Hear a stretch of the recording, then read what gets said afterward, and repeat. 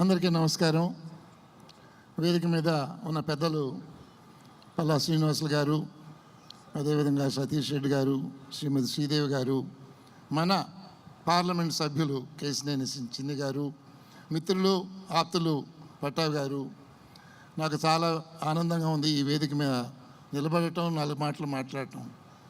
విజయవాడతో నాకు 45 ఏళ్ల అనుబంధం. 45 సంవత్సరాల నుంచి విజయవాడ నాకు తెలుసు.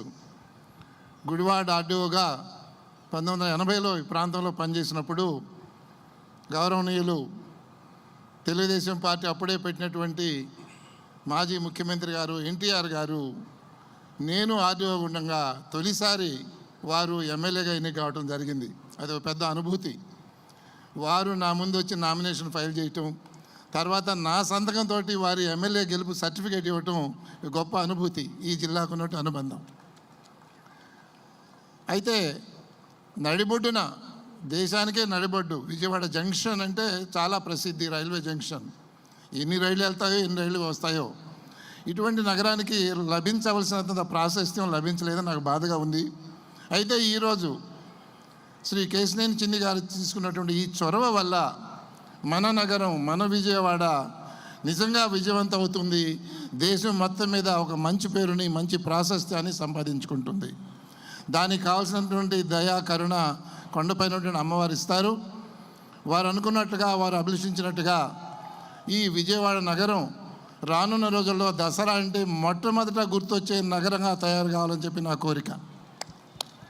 చివరగా మనసులోని మాట కూడా చెప్తాను. ఇప్పుడే మిత్రులు కేశినేని చిన్ని గారితో చెప్పాను నేను. మనకి ప్రకాశం బ్యారేజ్ పైన ఎప్పుడు 365 రోజులు నీళ్ళతో కళకళలాడుతూ ఉంటుంది కృష్ణమ్మ తల్లి. కానీ దిగువన వర్షాకాలం అయిపోయిన తర్వాత ఇసుక మాత్రమే కనపడుతూ ఉంది. కొంచెం బాధేస్తూ ఉంది నాకు. మనం కనకదుర్గ వారిది క్రింద అక్కడ పెనమలూరు శివాలయం ఉంది. పెనమలూరు అది శివాలయం ఉండేది. యనమల కుదురు శివాలయం దగ్గర కృష్ణమ్మ తల్లి 2 పాయలుగా విడిపోయి అక్కడ మధ్యలో ఒక మంచి ఐలాండ్ ఉంది. ఇది భవానీ ఐలాండ్ అయితే అది ఎందుకు శివాని ఐలాండ్ కాకూడదని చెప్పి నా కోరిక. భవానీ, శివాని 2 అమ్మవారి పేర్లే. ఆ క్రింద వైపున కానీ ఒక చెక్ డ్యామ్ కానీ కట్టుకున్నట్లయితే మనం 365 రోజులు నీళ్లుంటాయి. అదొక సాగరం అవుతుంది, విజయ సాగరం అవుతుంది, కనకదుర్గ సాగరం అవుతుంది. అక్కడ పడవలు, బోట్స్, ఫిషెస్, విజయవాడ నగరంలో నీటి నిల్వ కూడా పెరుగుతుంది.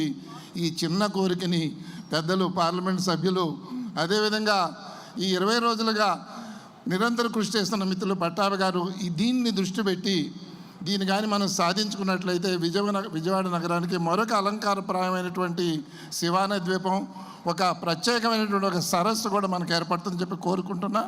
మనసులో నా కోరుకుంది. అమ్మవారి దయ ఉంటే తప్పకుండా నెరవేరాలని చెప్పి కోరుకుంటూ, ప్రార్థిస్తూ మీ అందరికీ మరొకసారి దసరా శుభాకాంక్షలు తెలియజేస్తూ సెలవు తీసుకుంటున్నా. నాకు అవకాశం ఇచ్చిన మిత్రులకి ధన్యవాదాలు. Thank you.